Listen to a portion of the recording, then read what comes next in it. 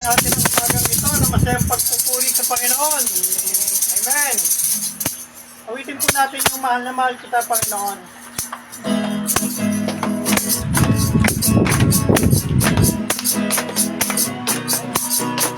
Mahal na mahal kita, Panginoon. Mahal na mahal kita, Panginoon.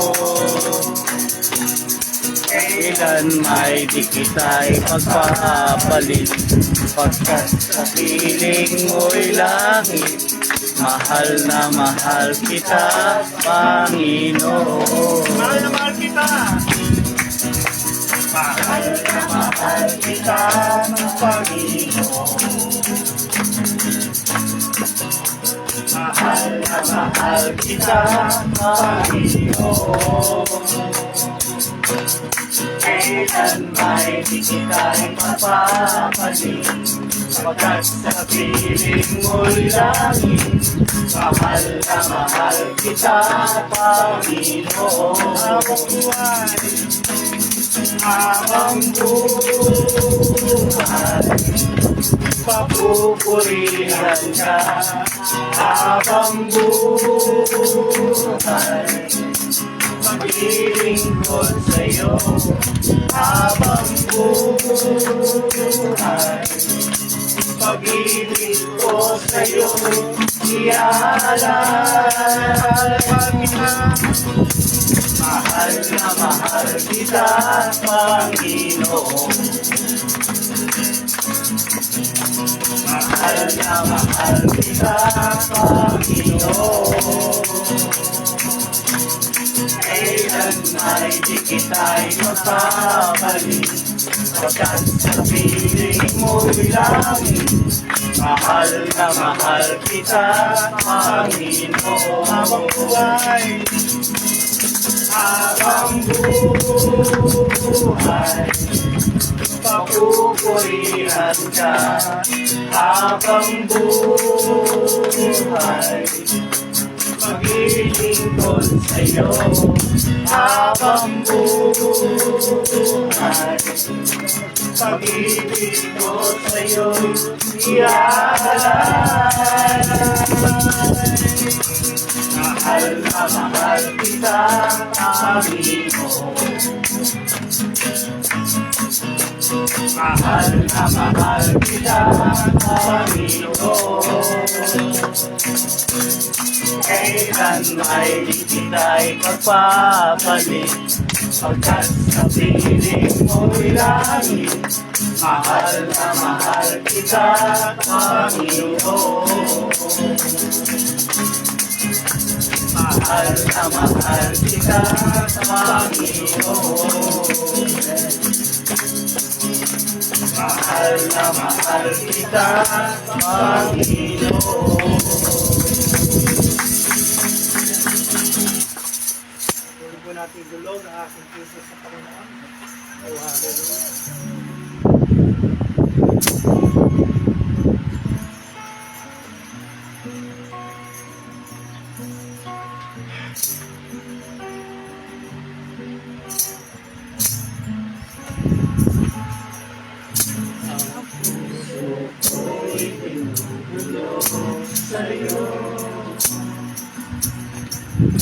Nagpapakumbaba, nagsusumawo, paging dapatin mo. Ikaw ay mamasdan, makanikan, sa'yo ay tumisan. Loobin mo ang buhay ko'y maging banal mong tahanan.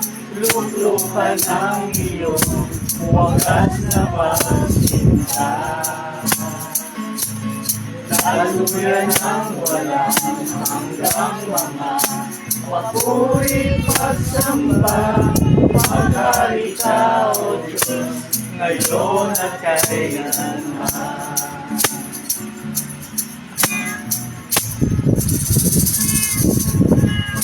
Ang puso ko'y inulog sa'yo. nagpapakumbaba, nagsusumamo, maging gabahin mo. Ikaw ay mamasdan, makaniig ka, sa'yo ay lumisan. Loobin mo ang buhay ko'y maging banal mong tahanan. Luklukan ang iyong wagas na pagsinta. Daluyan ang walang hanggang mga papuri pagsamba. Magay ka, O Diyos, ngayon at kailan. Isang pa ang puso ko'y dinudulog sa'yo.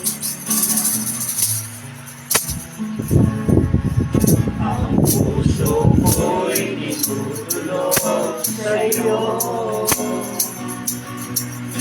Nagpapakumbaba, nagsusumaw, maging gabahin mo. Ikaw ay mamasdan, makaniig ka, sa'yo ay lumisan. Loobin mo ang buhay ko'y maging banal mong tahanan. Luklukan ang iyong wagas na pagsinta.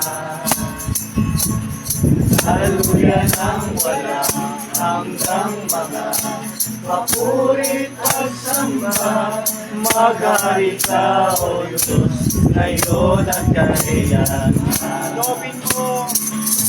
Loobin mo ang buhay ko'y maging banal mong tahanan. Luklukan ang iyong wagas na pagsinta. Daluyan ang walang hanggang mga papuri pagsamba. Magari ka, O Diyos, ngayon at kailanman. Magari ka, O Diyos. Magari ka, O Diyos, ngayon at kailanman. Magari ka, O Diyos. Magari ka, O Diyos, ngayon at kailanman.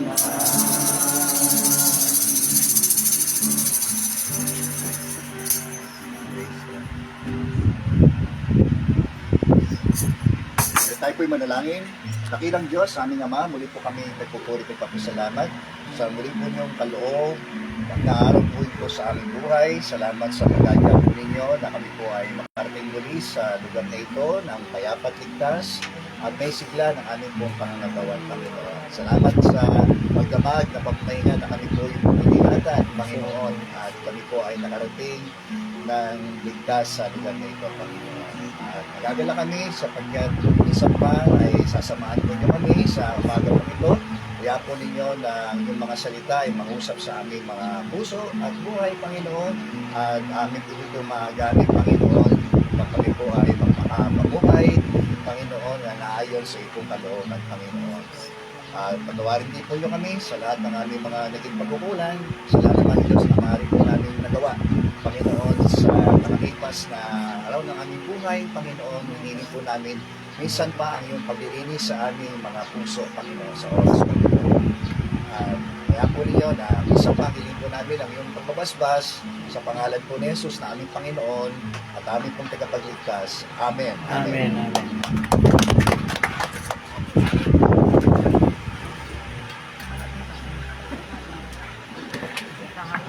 Magandang umaga po sa inyong lahat. No? May pagyayata tayo no? Pero dito ay napakainit. Okay, bukas so ay Father's Day, no? At sa ating mga ama. Ha? Masarap ba maging ama? Siyempre naman. Okay, so kayo pa man, no? Ang mensahe nito ay may kinalaman po sa Father's Day, no? In advance na. At At may kasalanan din ito sa atin bilang mga magulang, no? Mahalaga rin na madali yung maging magulang. Pero yung pagmamagulang, mahirap po. Di ba? Madali maging magulang, pero yung pagmamagulang, mahirap. Yung parenting ay mahirap po yan. Pero kaya naman sa tulong mo ng Diyos, no? Kapag ang Diyos ang naghahari sa tahanan, ay hindi mo magiging mahirap, no? Na maging yung responsibilidad natin as parents, no, ay sa ating mga anak ay hindi ho magiging parang hindi na madali, pero magiging magaan, no? Ang atin hong magiging pakikitungo sa atin hong mga anak. Okay, nais ko pong kayong dalhin dito po sa Luke chapter 15. At alam po pala, very familiar ito pong story nito about the prodigal son. Ano po? Ilan po ba ang prodigal dito? Ha? Akala ng iba ay isa lang, pero dalawa ho. Ano po? Meron nga ako nabasa doon sa aklat ni Swindoll, ano po, na yung kanyang pinamagatan, itong talinghagang ito, na anak na two rebels under one roof. Dalawa daw pong rebelde sa ilalim ng isang bubungan. Yan. Yun ang kanyang naging titulo. Eh, sapagkat hindi lang po yung bunso, no, na humingi ng kanyang kayamanan sa kanyang ama, no, at na pakalayo-layo at doon na inubos doon sa walang kwentang bagay yung kanyang kayamanan. Ano po? Samantala yung panganay, naiwan po roon sa bahay, pero pagdang uli, lumabas din kung ano po yung laman ng kanyang puso.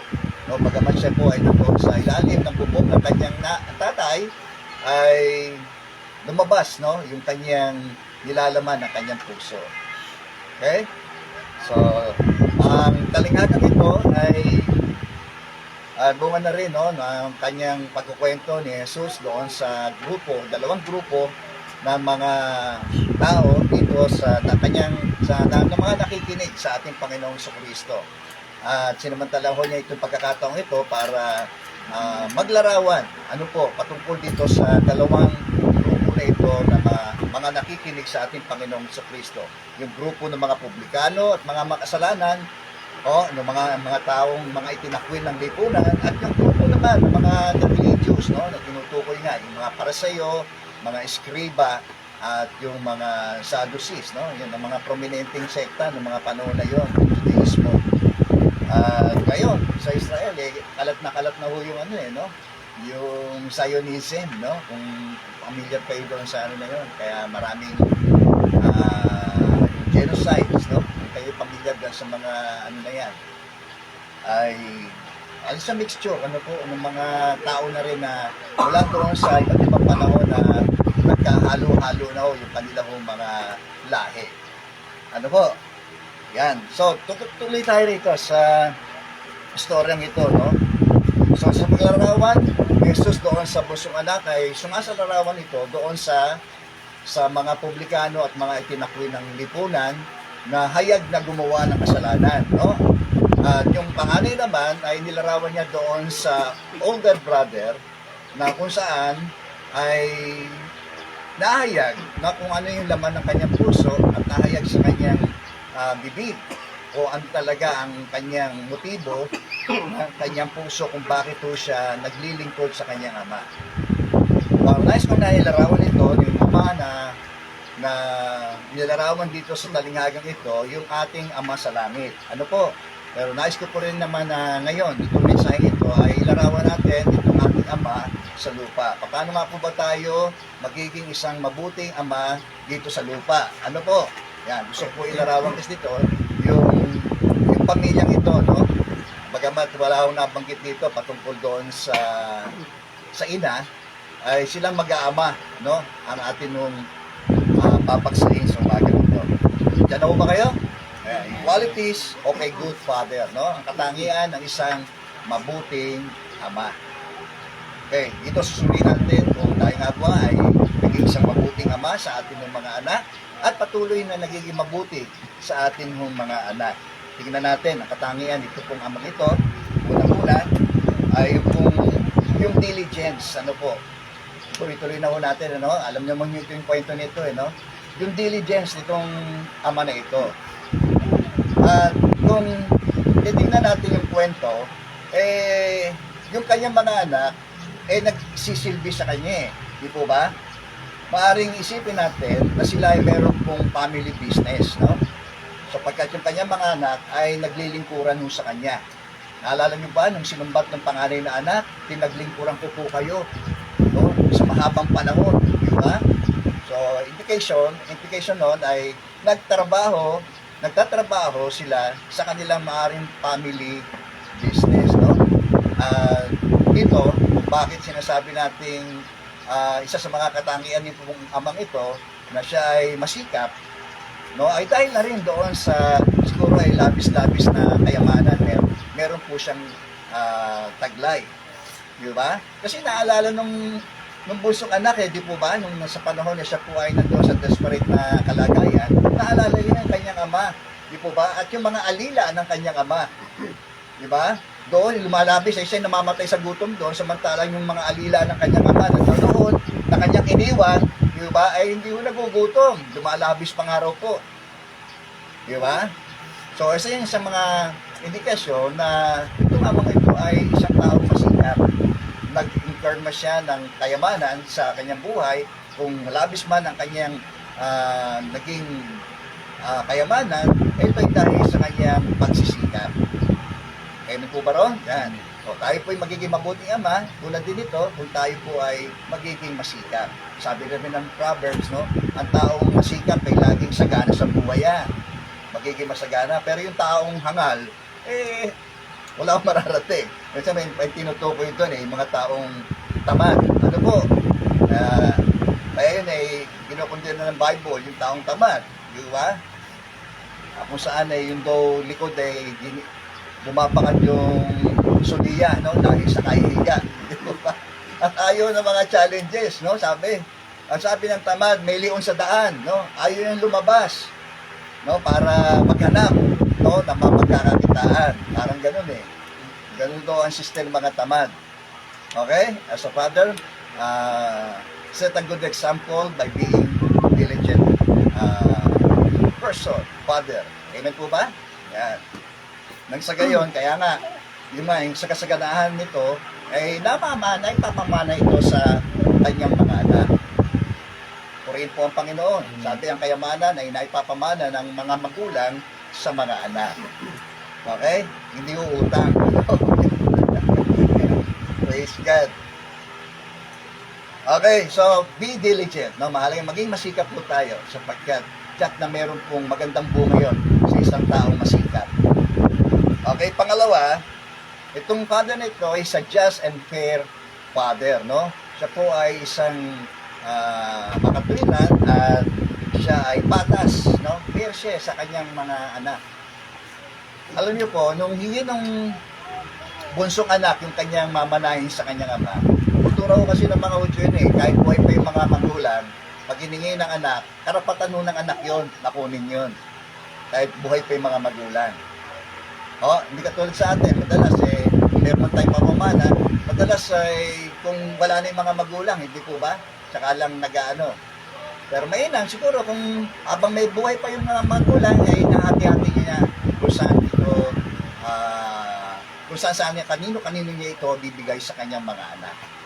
Mainam po yun. Amen po ba? Hindi po kayo. Nasa gayon, kung wala man tayo, nasa ayos na ang lahat ng bagay. Okay? Kasi yung buhay pa yung mga magulang magkakasundo. Pero pag namatay na yung mga magulang, pag ang issue ay panahan, ako po. Ayan, diyan nagkakagulo-gulo Tama ba yun? So dito, ay ang system mga Hudyo ay sa Deuteronomy na yung panganay na anak ay 2/3 ang maaari niya makuha. Samantalang yung bunso ay 1/3 lang. Okay po? Kaya mas lamang yung panganay doon sa bunso. Okay po? Ganun no. Ayon sa mga Hudyo ay ganun ang kanilang system, no? Ng pagbibigay ng mana. Okay? Kaya nung hinihingi itong ng bunso, yung kanyang mamanahin, binigay ng ama.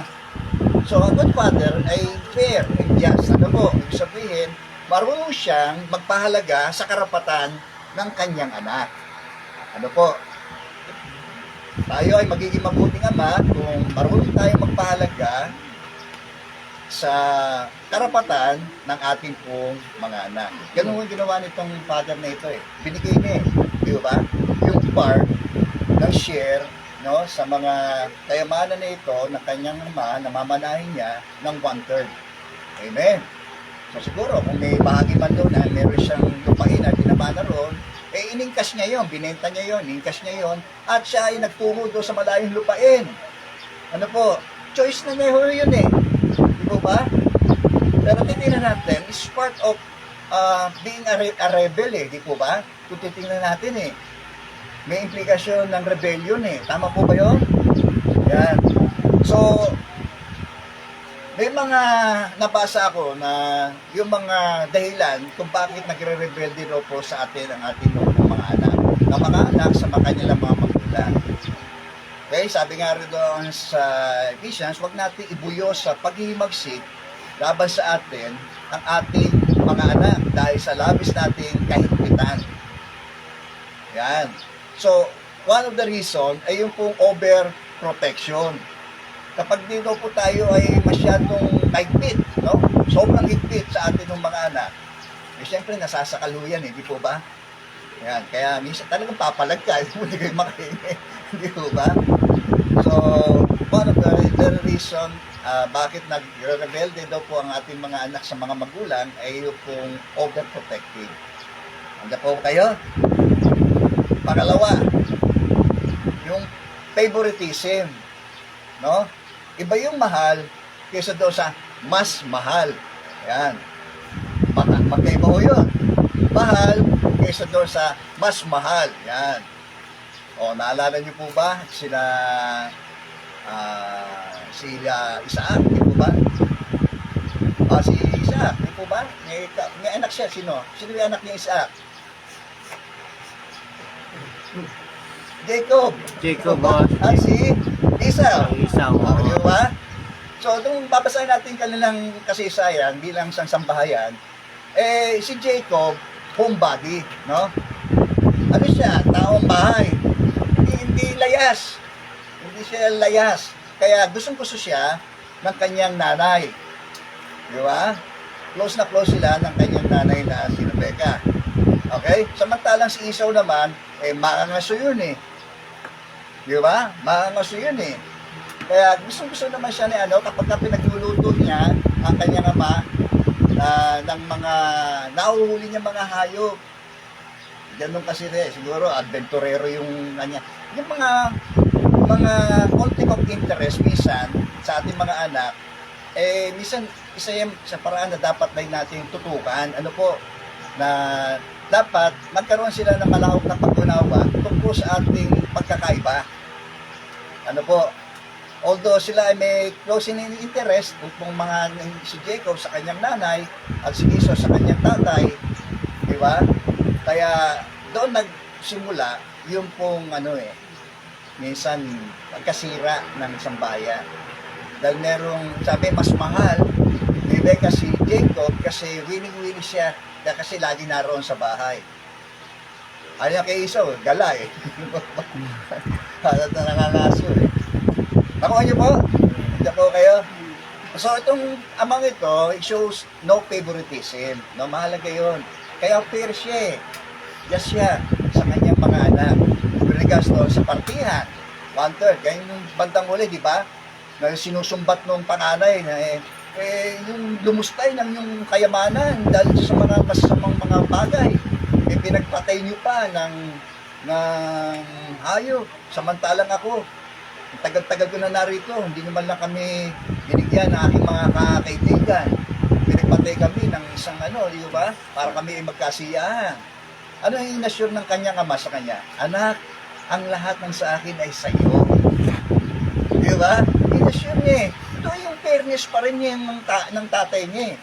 Ang lahat na nasa akin ay sa iyo. Di ba? Hindi ba tayo dapat patuwa dahil yung kapatid ko ay nawala, ngayon ay bumalik. Di po ba? Matay ngayon ay siya po ay nabuhay. Dapat tayo masaya. So, yung sin of the older brother, nakikita natin, na sumasalarawan doon sa grupo ng mga Pariseo, the religious. Di po ba? Ano yun? Una-una, yung yung paglilingkod nila. Di ba? Kasi sinumbatan niya yung tatay niya eh. Na yung kanyang paglilingkod, eh, hindi out of ng pagmamahal eh, ng pag-ibig eh. Sa kanyang ama eh. Kundi out of selfish, no? O makasarili na ambisyon niya. Di ba? Kasi ganun yung mga Pharisees eh, no? Eh, ginagawa nilang uri ng paglilingkod para sa Diyos ay panlabas lang, no? At hindi nanggagaling doon sa loob kung bakit nila ginagawa yon. Yung pananalangin na mahaba, yung kanilang mga pag-aayuno. Di ba? So, sabi niya, sinumpat ng panganay na anak, eh pinaglingkuran ko po kayo at hindi ko po kayo sinuway. Di po ba?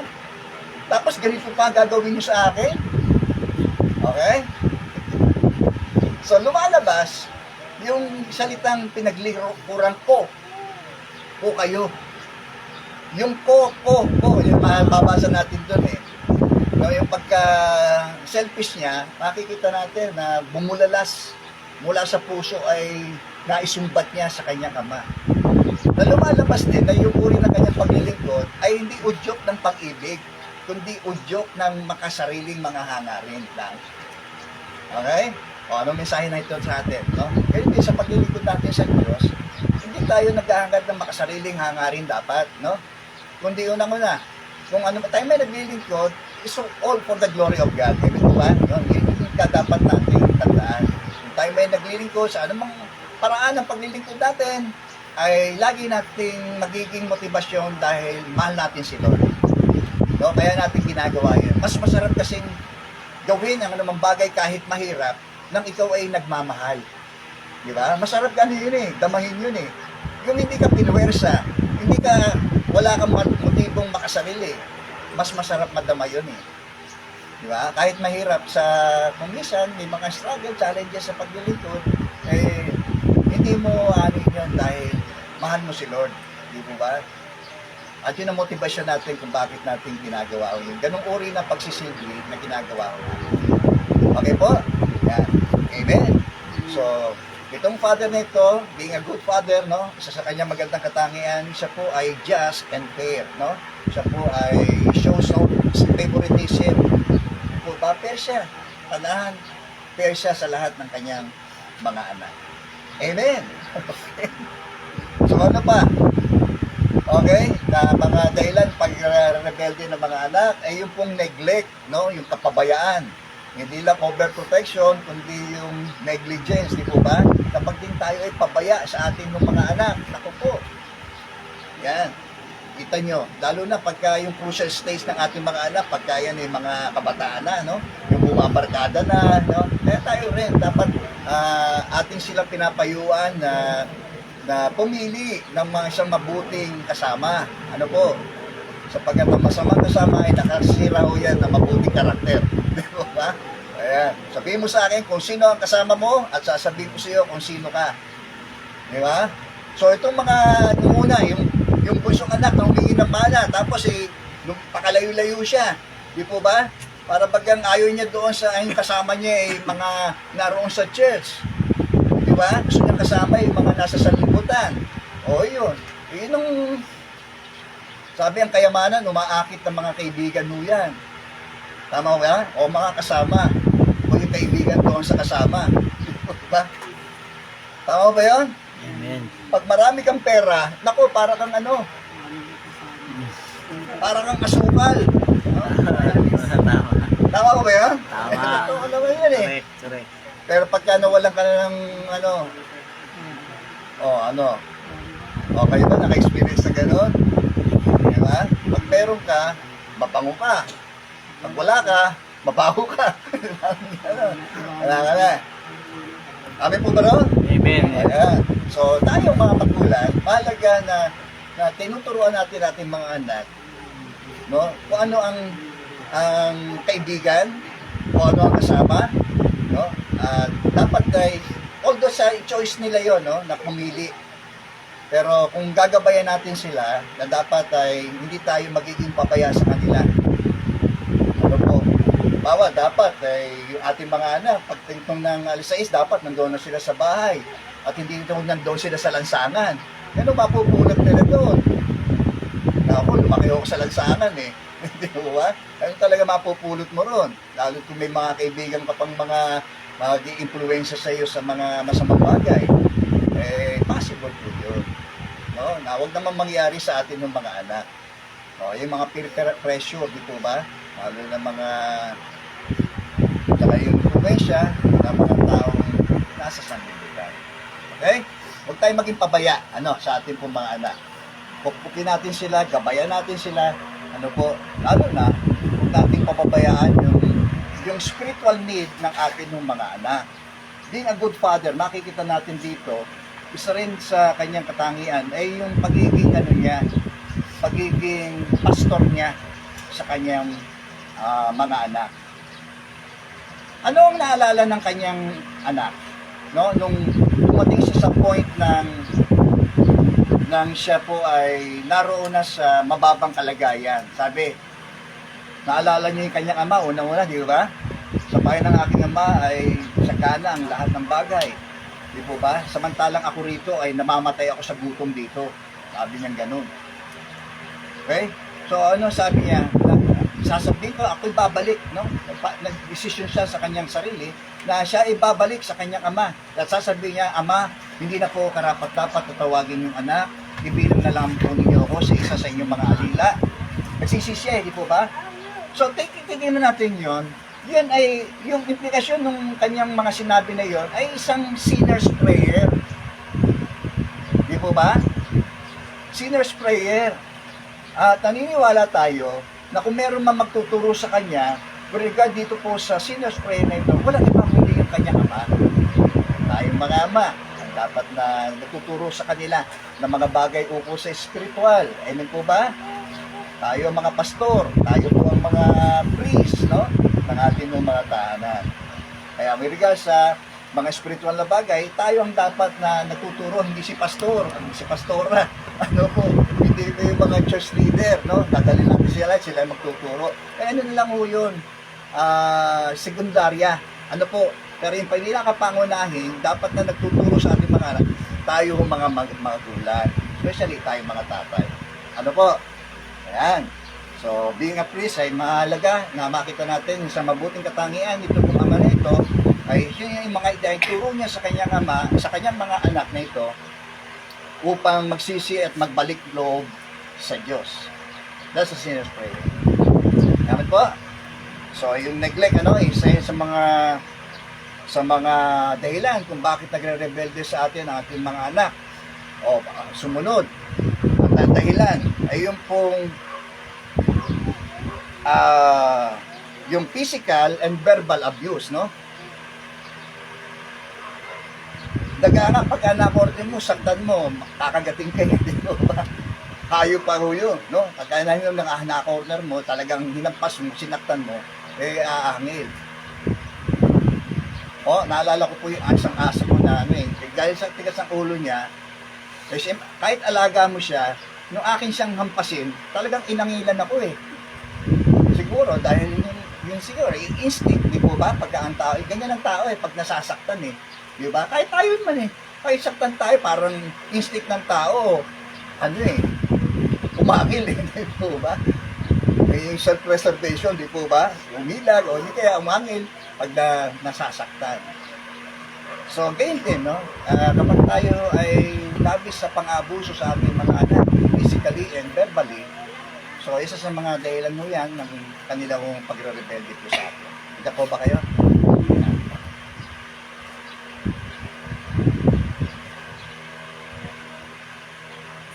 Okay. So, yun lang mga bagay lamang na dapat nating pagandaan, no? As a parent, ano man yan long time yan, di po ba? Hindi naman porke nagkaroon na sila ng mga pamilya tapos na rin yung ating sa kanila hindi yun. Being a priest, tayo nilagay ng Diyos doon para, lalo na sa aspetong spiritual ng ating mga anak, ng ating mga manugang, at lalo pa yung ating mga apo. Di ba? Purihin po ang Panginoon. Okay? So, pangatlo, katangian, ito pong pang-apat pala, no? Doon na tayo sa pang-apat. Ang katangian, ito pong mabuting ama na ito, ay siya po ay compassionate, no? Father. Siya po ay mahabagin sa kanyang mga anak. No? Both sides, makikita natin yung patience and compassion nito pong kanyang nitong amang ito sa kanyang mga anak. Una, di po ba? Nung magbalik yung pusong anak, di po ba? Hindi niya lang naisip nung siya nandoon na sa point of the lowest point ng kanyang buhay. No, kundi umakbang siya. Di ba? Ganon din ang repentance eh. Ang pagbabalik lang sa loob ay may action mo yan dapat gawin. Hindi lang iniisip at sinasabi. Tama po ba? Merong paghakbang. Kasi bumalik siya eh. Di ba? Hindi niya lang naisip na babalik ako sa aking ama, sasabihin ko ganito, ganyan. No? Ako'y naging masama, ako'y naging kasalanan. Kundi yung paghakbang tungo roon sa pagbabalik niya sa kanyang ama. Di ba? At nung ang kanyang ama naman ay malayo pa, tinatanong niya, siguro araw-araw ay siya ay umaasa na babalik at babalik ang kanyang anak na ito. At purihin po ang Diyos. Amen po ba? Amen. That shows of the love of the Father. Di po ba? Tayo mga ama, kahit anong sama ng ating mga anak, yung ating pagkaama ay iiral at iiral pa rin sa atin. Amen po ba? Kahit tayo hindi mananampalataya, yung pagkaama, pagkaumiral mo yun. Yung pagmamagulang sa ating mga anak na mga maaaring nagrebelde sa atin, kahit anong sama ng anak mo, yung pagiging magulang mo ay na-experience mo yun. Amen. Purin po ang Panginoon. So, yung dumating ito, no? Anong sinalubong siya niyakap? Diba? Hindi nandiri yung kanyang ama eh. Kasi galing siya sa Diba? Mabaho yung kanyang naging hanap buhay eh. Diba? Niyakap siya. Alam niyo, ang isang taong nagmamahal ay nawawala ho yung selan niyan. Totoo hindi? Totoo po yan. Nung naalala ko po, nung kami po ay nag-mission doon sa Mindoro, yung nahain po sa amin ng mga mangyan doon, yung baso na may lumot. Siyempre, uuhaw kami. Yun ang inaano sa amin. Sabihin niyo, may bakas lang ng lumot. Na ano naman, pero may, alam mo, lumot yun. Yun na iinumin mo ba? Tapos kakain ka, kasama sila. Kung ano iain sa'yo, gagawin mo. Ako, kundi lang sa pag-ibig mo natin sa Diyos, hindi tayo. Kaya yung mga nagmi-mission, pagka maselang ka, huwag ka na mag-mission, huwag ka na sumama. Yung lagi yung sinasabi, no? Pagka may nagmi-mission kami doon sa ibang lugar, pag maselang kayo, huwag na kayong sumama. Na kung ano iain sa inyo, kainin nyo. Yeah? Amen. Una, dahil mahal nyo si Lord, di po ba? At mahal nyo rin, pataman ninyo yung pagmamahal nyo doon sa inyong kapwa. Okay po, hindi po tayo. Hindi siya nandire, di po ba? Nakap niya, binagkan, at pagkatapos ay siya ay binihisan, di po ba? So alam naman natin sa spiritual na panig ay yun ay tanda ng pagkakamatuwid ng isang tao, di po ba? Binihisan tayo ng Diyos, ng kanyang kabanalan at ng kanyang katwiran. Okay po, yan. So ano pa, sinuotan siya ng singsing. Tanda na yung authority, kapangyarihan ay muli ibinibigay ho sa kanya. Sinuotan siya ng sandalyas. Dati siya ay alipid dahil barefooted siya eh. Ngayon, siya po ngayon ay malaya na. Amen. No, kaya naman ginagawa ho natin sa ating mga anak, no, ganun siya dapat nating ituring, no? Ay siya po ay maaring nagrebelde po sa atin, huwag mawala yung compassionate heart natin sa kanya. Okay po? Kasi minsan din tayo rin ay ganun. Amin po ba ron? Minsan tayo, hindi nakikita natin buhay na ating mga anak. Ganun tayo dati. Mas malala ka pa nga yata tayo ng mga araw eh. Amen?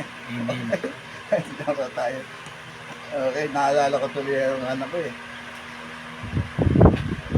So, isa compassionate father. Ito pa. Panlima, is a forgiving father, no? Di po ba? Yun ay isang tanda ng yung kanyang pagsalubong na yon, pagtanggap na yon, ay nangangahulugan siya po ay pinatawad na. Okay? Ang pagpapatawad ay pagpapalaya. Ano po, hindi lang po doon sa pinatawad natin, kundi sa kanyang guilt, kundi sa atin mismo na nagpatawad. Naging malaya tayo sa anumang bitterness, sama ng loob, hinanakit. Tayo mismo na nagpapatawad ay nakikinabang puro kapag tayo marunong magpatawad. Lalo na sa ating nagkasalang anak, di ba? Purihin po ang Panginoon. Ganun din tayo minahal ng Diyos. Tinanggap niya tayo sa kabila ng ating maraming mga nagawang mga kasalanan. Babalikan lang natin, nakakalungkot. Pero gano'n nga ho ba? No, yung mga ginawa ko nating mga kapulutan, kung tayo po ay wala pa kay Kristo. Okay? Kaya nga, dito natin na ipabadama rin, no? Totoo yung sinasabi ni Kristo, no? Na yung mas pinatawad sa malaking halaga, ang higit na magmamahal doon sa nagpatawad. Di ba? Siya nandoon sa platahanan ni Simon. Di ba? Nung may nagbasag ng alabaster ng papango at dinuhos ko sa paa ni Kristo, di ba? Naalala niyo yun? Di ba? Sabi nung si Simon, para sa'yo, kung kilala ni, kung talagang si propeta, kilala niya kung sino yung babaeng ito. So, gayon pa man, totoo ang sabihin talaga, kung ang mga pinatawad sa malaking halaga ay higit na magmamahal kaysa doon sa pinatawad lamang ng tao. Doon kasi nadadarama ng isang tao kung gaano kalawak, kalalim ang pag-ibig ng Diyos na ito. Yung kagandahang loob na ito ng Diyos. Itong habag, grasya ng Diyos na ito. Amin po ba ron? O yan. Yan yan. Kung babalikan lang natin, dati natin buhay, wala na ko tayong babalikan doon. Pagamat ala-ala sa bunsong panganay na anak, di ba? Yung also, yung grace niya doon sa kanyang panganay na anak, di ba? Sa pagbibigay niya ng assurance, anak, ang lahat ng sa akin ay sa'yo. Yung natitirang bahagi nito ay sa'yo. Ayun po. Kasi nagalit nagtampo di ba? Nung mabalitaan, bumalik yung kapatid niya, pinaganda pa, sinuotan pa ng siksi, panyapa, damit, di ba? Binalik yung authority doon sa anak. Nagselos yung di ba? Ano ng mga naging kasalanan nitong panganay na anak nito? Unang-una yung pride. Di ba? Pinagmalaki niya yung ginawa niyang paglilingkod di po ba? Yung self-righteous niya, magiging self-righteous niya. Okay? Higit ang kanyang maaring nagawa kaysa doon sa kanyang mga kapatid na lumayo doon. Okay? Yung sin of anger, di po ba? Galit na galit siya Nakuha niyo po yun? Lahat itong mga kasalanan ito na makikita ko natin ay pinakita nitong panganay na anak na ito. Ano pa? Yung unconcerned, di po ba? Unconcerned niya, wala siyang malasakit doon sa kapatid niya. Ito na, hindi niya tinawag na kapatid kundi nang bumalik yung anak niyong yan. Di po ba? Ganyan sinabi. Hindi niya tinawag doon sa na yung kapatid kong yan, di ba? Parang mga pinuputol niya yung yung naya niya ron sa Tinakwil. Oo, tinakwil, parang gano'n. Naku, yun. Pero sa kabila ng mga pinakita nitong panganay na ito, graciously, hinalapitan ng ama. Siya ang nag-initiate, hindi po ba? Ng komunikasyon. Amin po ba? Hindi yung, sino ka ba? Di ba? That's grace. Di po ba? Grace, mahabagin sa ating mga anak ay napakalag. Be a good father, be gracious sa ating mga anak. Okay po?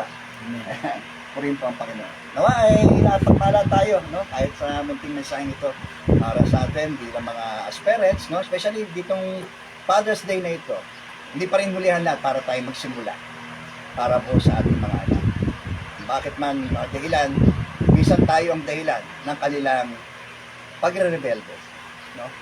Pero ito isipin natin lahat ng mga dahilan para magrebelde ang isang tao na nabanggit natin kanina, katutulad ng overprotective, di po ba, negligence, verbal, physical abuse, di po ba? Lahat na yan hindi naman nagawa nitong tatay na ito kung titutuloy natin. Hindi siya naging pabaya. Di po ba? Hindi rin siya verbal abuse. Makikita lang natin sa pangungusap niya. Di ba? Ano yung part ng anak na bakit siya nagrebelde? Yung willful. Sabi natin willful. Willful. Willful. Kusa niya. Hindi yan ang dahilan yung mga magulang niya. Sarili niya. Ano po? Meron ba na, Pastor? Meron po. Okay po. Puri po, Panginoon. Nawa ay patuloy tayong matulad dito po sa larawang ito ng pagiging ama natin sa langit. Amen po ba? Ito yung pagiging ama natin dito sa lupa. Meron tayong pattern na pwede nating sundan, no? Dito sa mapag-aralan po natin. Tayo po'y manalangin. Puri ka, Panginoon, aming Ama. Ikaw na siyang aming pong pinakaama na aming pong nilalapitan sa mga oras na ito. Kami na mga binigyan mo ng authority, Panginoon, as a father sa aming pong mga anak, Panginoon, ay aming pong isinasamo na patawarin mo kami sa aming pong mga pagkukulang, pagkakasala, maaaring nagawa po namin, Panginoon, sa nakalipas, na maaaring nakaapekto, Panginoon, sa buhay ng aming pong mga anak, Panginoon. Patawarin mo po kami, Panginoon. O Diyos. Naniniwala kami kung meron mang higit na modelong kanila pong susundan, Panginoon, ay yung modelo ng mga magulang, Panginoon. Especially kami mga fathers, Panginoon. Sabi nga nung isang bata, paglaki ko, gagayahin ko ang tatay ko. Kaya naman, Panginoon, wala kaming may dadahilan, Panginoon.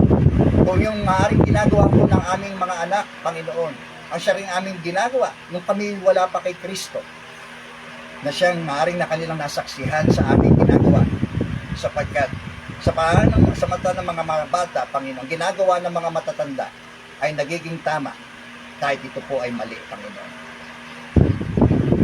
Dahil Lord, saliksikin mo rin po kami, Panginoon, ang aming buhay, personal, Panginoon, upang kami ay makita namin ang aming mga pagkakamali at pagkukulang, Panginoon, na kung minsan o madalas ay hindi po namin nakikita at nakikita lang namin kung ano kami, yung otoridad namin, kung sino kami sa aming tahanan.